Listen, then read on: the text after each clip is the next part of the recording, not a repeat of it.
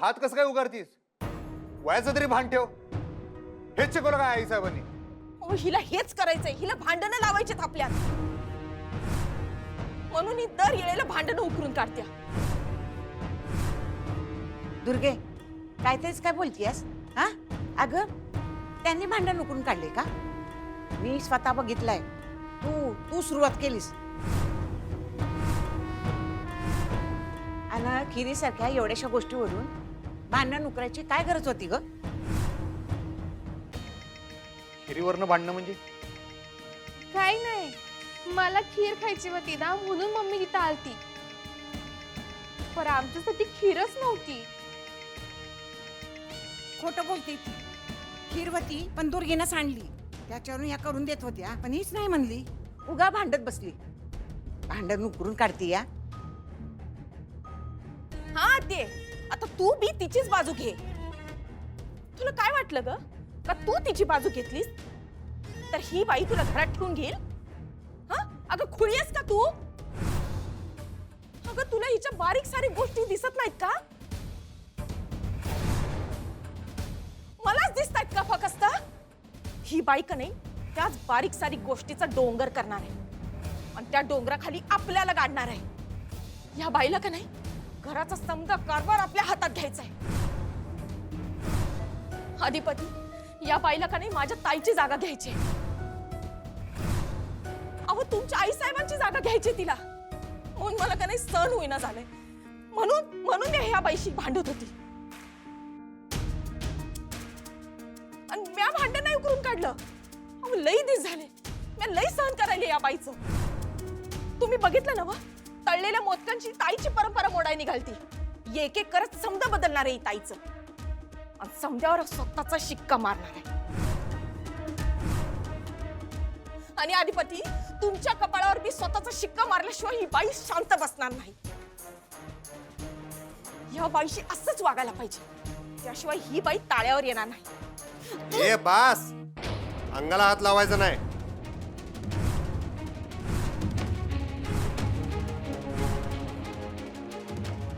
मावशी, काय काय चाललंय तुमची? कुठली पद्धत आहे बोलायची? कशा बोलताय तुम्ही मॅडमशी? आणि हे सूर्यवंशींचं घर आहे, इथे अशी भांडणं नाही होत. हो, हमरी तुमरीची भाषा करून बायकांनी भांडणं करायची. हे काय चाललंय आजी? हे सगळं असं पहिल्यांदाच होतं या घरात. हे असलं अजिबात चालणार नाही बरं का मावशी मला. अगं कुठल्या लेवलवर चाललंय तुझी? आई साहेब जर इथं असत्या का नाही त्यांनी अजिबात हे असलं काही खपवून घेतलं नसतं. माझ्यावर बी त्यांचेच संस्कार आहेत, एवढं लक्षात असू द्या. अजिबात त्यासने काय बोलायचं नाही. हात काय उगारतीस ग? परत जरी असलं काही केलंच का नाही माझ्यासारखा वाईट कोण नसेल एवढं लक्षात ठेव. जरी मी त्यासने आई साहेब म्हणत नसलो तरी त्यांनी जन्म दिलाय मला, एवढं ध्यानात राहून दे.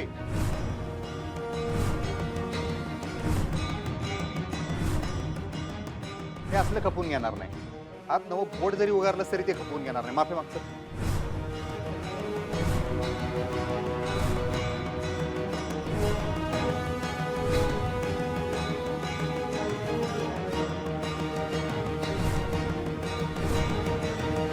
तुम्ही सगळे मला त्या दिवशी बोललात खरं, पण भुवनेश्वरी मॅडम आणि चारुलता मॅडम मध्ये काय सिमिलॅरिटी आहे? खरं ग? ही म्हणजे 2 मिनिटं मी पण फसलेच होते अगं. ए पण आई, आता त्यांच्या घरातलं सगळं इक्वेशनच बदललं असेल नाही? म्हणजे काय बदल होईल? अगं म्हणजे बघ ना, अधिपती जिजूंची खरी आई घरात आली आहे. मग कसं होणार ग सगळं? काय होणार आहे हिरा? सगळं चांगलं होणार आहे. आपण त्या दिवशी बघितलं ना प्रत्यक्ष जाऊन डोळ्यांनी, किती छान चाललं होतं सगळं. नाही ते सगळं ठीक आहे, पण अगं भुवनेश्वरी मॅडमची बहीण, त्यांची भाची, त्यांची आई सगळे त्याच घरात आहेत. मग त्यांचं काय? त्यांचं काय, तिथेच राहतील ना एकत्र गुण्या गोविंदाने. उलट मला अक्षरा सांगत होती की चारुलता ताई आल्यापासून चारू हा सर आहेत ना, त्यांच्या तब्येतीमध्ये खूप सुधारणा झाली आहे म्हणे. अगं खूप कमी औषधं घेतात आता, ते निम्म्यावर आल्यात गोळ्या. नाही ते सगळं ठीक आहे, पण आई मला ना काहीतरी गडबड वाटतेय. तुला ना सगळ्या गोष्टींमध्ये गडबड वाटते. काही नाही, असं सगळं छान आहे. उलट मी कधी कधी असा विचार करते की चारुलताताई वापस आल्यामुळे चारू आज सरांना किती आनंद झाला असेल ना. तू कल्पना करू शकतेस का त्यांच्या आनंदाची? हो म्हणजे मी कल्पना करू शकते, पण हा आनंद किती वेळ टिकणार ग? म्हणजे म्हणजे जेव्हा भुवनेश्वरी मॅडम परत येतील तेव्हा काय? काय म्हणलं? अगं माफी माग. तो असला अपराध तुझाच नव्ह, कोणाचाच खपून घेतला जाणार नाही या घरात. हिम्मत कशी होती एका बाई माणसावर हात उगारायची? हा? आणि काय माझी बाजू कसली घेतेस तू? आणि मी तुझ्या बाजूने उभं राहायचं? असं कसं काय वाटलं तुला मी तुझ्या बाजूने उभं राहीन? तू हे असलं काहीतरी केलं? अहो अधिपती, मला असं वाटलं का मला जे दिसतंय ते तुम्हासनी बी दिसत असेल. अधिपती तुम्हासनी कळत कसं नाही? ही बाई घरात आल्यापासून एकच काम करते, ताईची जागा बळकवण्याचं. हिचा तोच प्रयत्न चाललाय. हिच्या समध्या गोष्टी त्याच दिशेनं चालल्यात. तुम्हासनी का समजना अधिपती? तुम्हासनी नसेल तुमच्या आई साहेबांबद्दल काही वाटत, तर मला मला माझ्या ताईविषयी काळजी आहे. हिला जमणारच नाही माझ्या ताईची जागा घेणं, या जन्मात तर नाहीच. माझ्या ताईच्या नखाची तरी सर आहे का हिला? ते तू मला सांगू नकोस. तू नाही उगच कुठली तर गोष्ट कुठं तर जोडायला जाऊ नकोस. आई साहेबांची आणि ह्यांची तुलना तू मला सांगू नकोस. बरोबर आहे, ताईच्या आणि हिची तुलना होऊच शकत नाही. अहो माझी ताई कुठं रुबाबदार करारी, आणि ही बाई नेबळ्यात गोगल काय आणि पोटात पाय. तुझ्या बोलण्याला काय तर अर्थ आहे काय? आई साहेबांचा दाखला देते आणि ह्यांच्यावर हात उगारल्याचं समर्थन करते. एवढंच जर वाटतंय तुला आई साहेबांविषयी, तर त्यांनी घालून गेलेला नियम कसं काय मोडलास तू? सूर्यवंशींच्या घरात एका बाईवर हात उगारायची हिंमत कशी केलीस तू?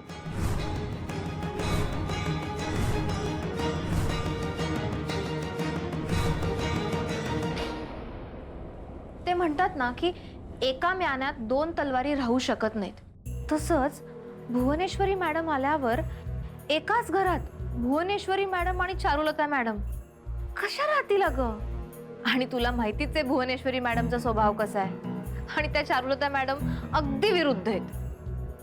हो ग इरा, हे हे मात्र खरं बोलली आहेस तू. म्हणजे चंद्र आणि सूर्य एवढा फरक आहे त्या दोघींच्या स्वभावामध्ये. अगं आई, मी तेच म्हणतीये. चारुलता मॅडमच्या साधेपणासमोर भुवनेश्वरी मॅडमचा कोल्हापुरी तडका भारी पडणार आहे. त्यांचा काही टिकाव लागणार नाहीये भुवनेश्वरी मॅडम समोर, आणि त्यांच्या अगदी मुळू वागण्याला भुवनेश्वरी मॅडम काही भीक घालणार नाही. अगं हो इरा, हे सगळं जरी खरं असलं ना, तरी त्या सुनबाई आहेत त्या घरातल्या.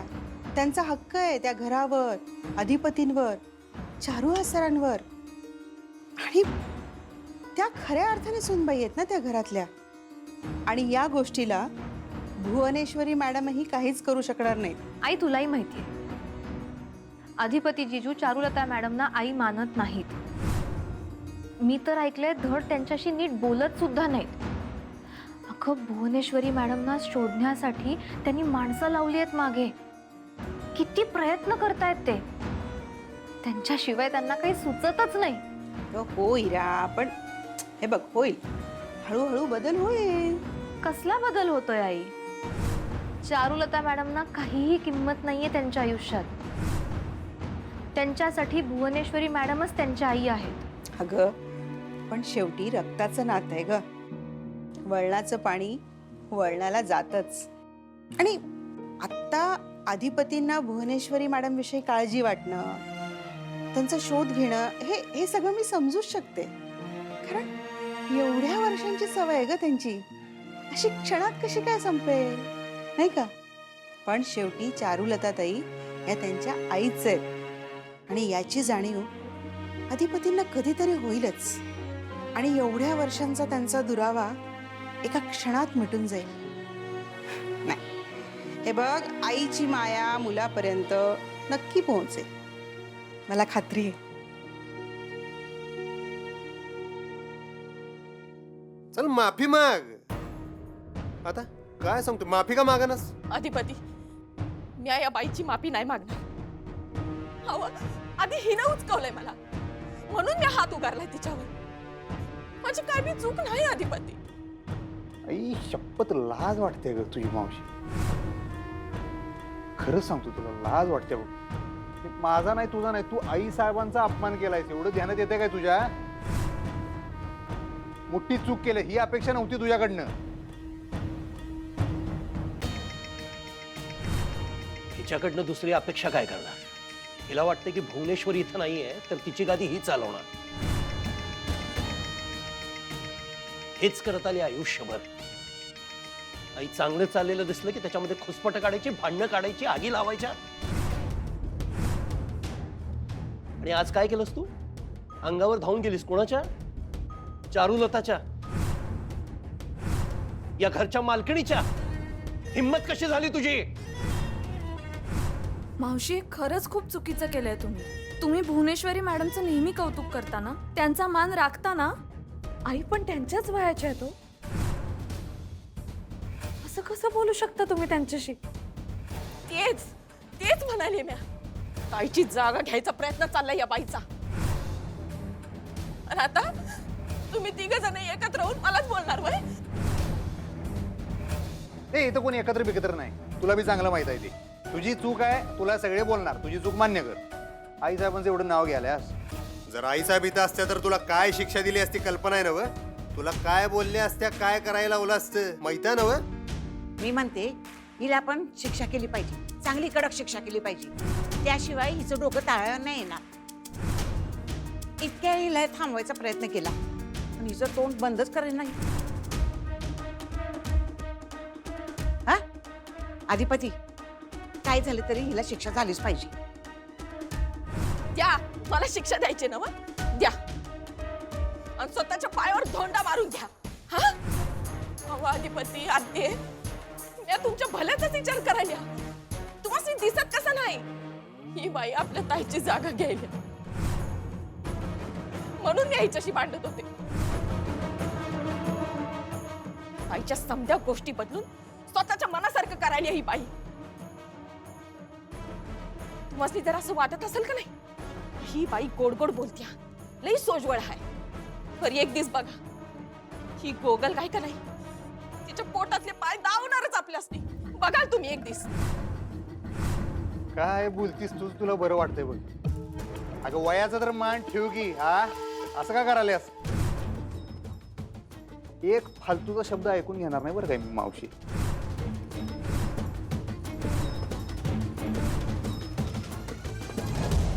आई तुला खरं सांगू का, म्हणजे अधिपती जीजू आणि भुवनेश्वरी मॅडमचं मी नातं बघितलंय. खूप इंटेन्स आहे. मला नाही वाटत की अधिपती जीजू भुवनेश्वरी मॅडम सोडता कुणा दुसऱ्याचा आई म्हणून विचार करतील. अगदी चारुलता मॅडम त्यांच्या सख्ख्या आई असल्या तरीही. नाही, तुझं खरं आहे इरा, पण तरीही मी तुला सांगते, ऐक. काही झालं तरी चारुलता मॅडमनी जन्म दिलाय ना अधिपतींना. जन्मदात्री आहेत त्या. आणि हे सत्य अधिपती किती दिवस नाकारू शकतील? नाही, जन्म दिला मान्य आहे, पण सांभाळलं कुणी? इतक्या वर्षांचा सहवास कुणाचा आहे? भुवनेश्वरी मॅडमचाच ना. भुवनेश्वरी मॅडमनी अधिपती जिजूंवर संस्कार केलेत. ते कसं विसरतील? कसं अंतर देतील त्यांना? मला नाही वाटत की चारुलता मॅडमना भुवनेश्वरी मॅडमची जागा देतील अधिपती जीजू. नाही, भुवनेश्वरी मॅडमची जागा चारुलता ताईंना मिळेल की नाही मला नाही माहिती. हा, पण चारुलता मॅडमची जागा एक दिवस त्यांना नक्की मिळेल, मला खात्री आहे. हिरा, एक दिवस अधिपती त्यांचा आई म्हणून स्वीकारतील, बघ तू. नाही माहिती मला. पण मला माहिती आहे ना. अगं, कारण आई आहे मी. आता हिरा, आपलंच बघ ना. आपल्या दोघींमध्ये किती वाद होत होते, किती भांडणं व्हायची, मी किती रागवायचे तुला. पण मला सांग, त्यामुळे तुला माझी ओढ आणि मला तुझी ओढ कमी झाली आहे का? इरा, असंच असतं ग. आईची माया आहे ती, अशी तुटत नसते.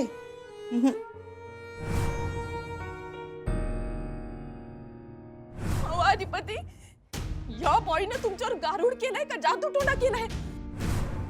म्हणून या बाईची बाजू घेऊन तुम्ही माझ्याशी भांडायला सा?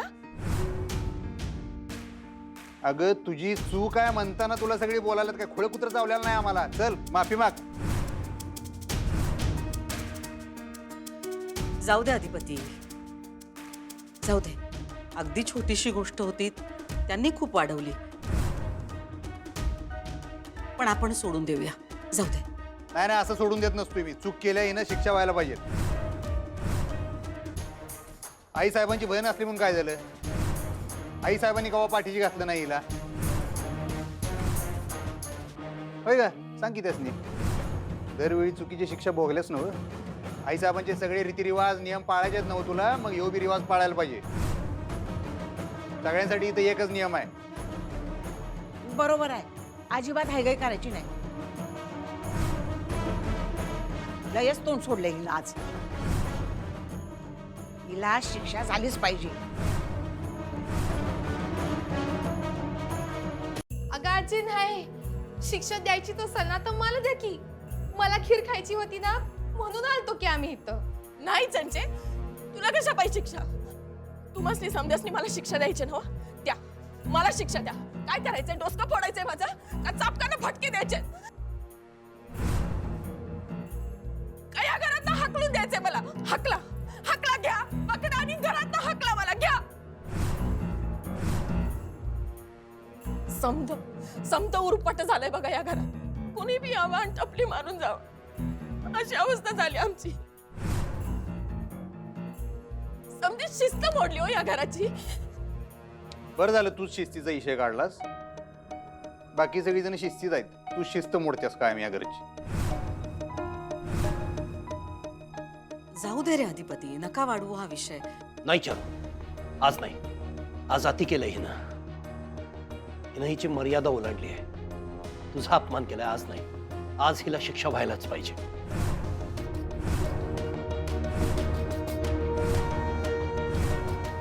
अहो, ही घरातली भांडणं आहेत. आता घरातल्या भांडणात शिक्षा कसली? आई साहेबांचा शिरस्ता यो. अहो पण आई, इतक्या क्षुल्लक कारणावरून किती बोलल्या त्या तुम्हाला, आणि हात उगारलाय तुमच्यावर. हे चुकीचंच आहे. सगळं मान्य आहे मला, अक्षरा सगळं मान्य आहे, पण त्यांचा स्वभाव पाहता मला असं वाटतं आपण सोडून द्यायला हवं. बघा, बघितला? या बाईला वाटतंय का मला शिक्षा व्हावी म्हणून म्हणून ही बाई असं बोलायला. ऐकलं तुम्ही? मला अगदी मनापासून वाटतंय की तुम्हाला शिक्षा द्यायला नको. मी सगळ्यांना अगदी मनापासून सांगते, खरंच नको शिक्षा देऊया यांना. तुम्हाला माहित नाहीये ही काय आहे ती? शेपूट वाकडं ते वाकडच राहणार. अहो हिला शिक्षा दिल्याशिवाय अक्कल नाही येणार तिला. अहो, काही गरज नाही. आणि ही कुठली पद्धत आहे घरातला एखादा माणूस चुकल्यानंतर त्याला शिक्षा देण्याची? आमच्या आई साहेबांचा शिरस्ता यो. आता ह्याच्यावर मी काय बोलणार? तुम्हाला काय करायचंय ते करा, कारण भुवनेश्वरींचं नाव ऐकल्यानंतर मी काहीच बोलू शकत नाही.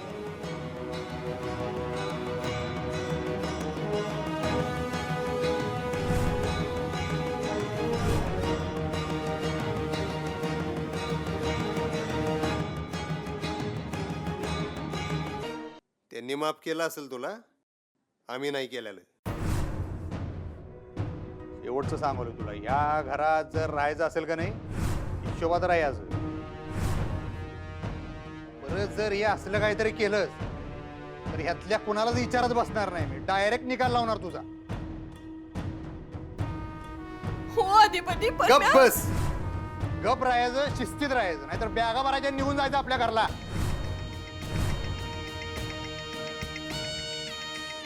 अरे देवा, या माणसासाठी मी एवढं काय काय केलं आणि योच मला म्हणायलाय घराबाहेर निघ म्हणून.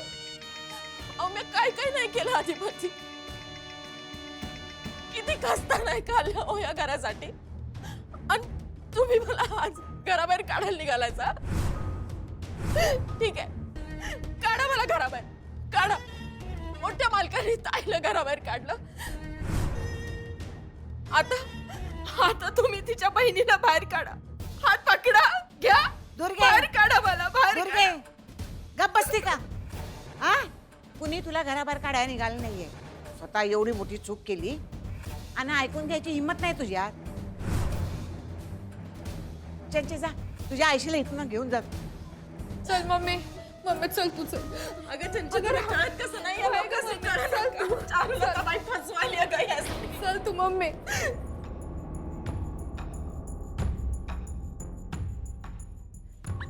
आधिपती मी बघते तिच्याकडे.